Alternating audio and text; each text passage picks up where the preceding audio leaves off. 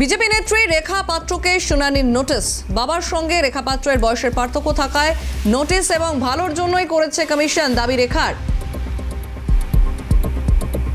BJP নেত্রী রেখা পাত্রকে শুনানির নোটিশ, কি বলছেন বিজেপি নেত্রী শুনবো। কারণের জন্য এসেছে, সেটা হলো ভুলটা হলো আমার বাবা আমার বয়সে একটা ব্যবধান এবং একটা বিষয় যে আমার ঠাকুরদার নামের ভুল ফর্মে এটা হয়েছে, ভুল এসছে, তার জন্য আমাদেরকে নোটিশ দেওয়া হয়েছে। বাবার সঙ্গে রেখা পাত্রর বয়সের পার্থক্য থাকাতে এই নোটিশ, তবে ভালোর জন্যই করেছে কমিশন, এমনটাই দাবি করছেন রেখা পাত্র।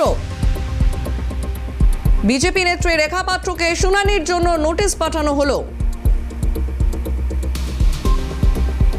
টেলিফোন লাইনে রয়েছেন প্রতিনিধি শামীম মোল্লা। শামীম, এবার বিজেপি নেত্রী রেখা পাত্রকে শুনানির নোটিশ।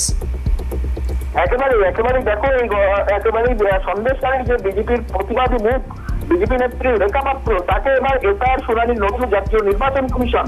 মূলত 2002 সালে ভোটার তালিকায় আমার এবং বয়সের পার্থক্যর কারণে মূলত তাকে নোটিশ করা হয়েছে বলে একেবারে সূত্র খবর। যদিও এ বিষয়ে রেখা পাত্রের সঙ্গে আমরা যোগাযোগ করি, তার বক্তব্য ইলেকশন কমিশনের একটা প্রসেস, ভালোর জন্য ইলেকশন কমিশন করেছে, তার হিয়ারিং এর দিন তিনি হিয়ারিং এ যাবেন। যদিও এ বিষয়ে রীতিমতো একটি চাঞ্চল্য তৈরি হয়েছে যে রেখা পাত্র বিজেপির মুখপাত্র, তাকে এবার শুনানিতে তারপরে নির্বাচন কমিশন। বেশ, ধন্যবাদ শামীম। ফোন লাইনে ছিলেন প্রতিনিধি শামীম মোল্লা।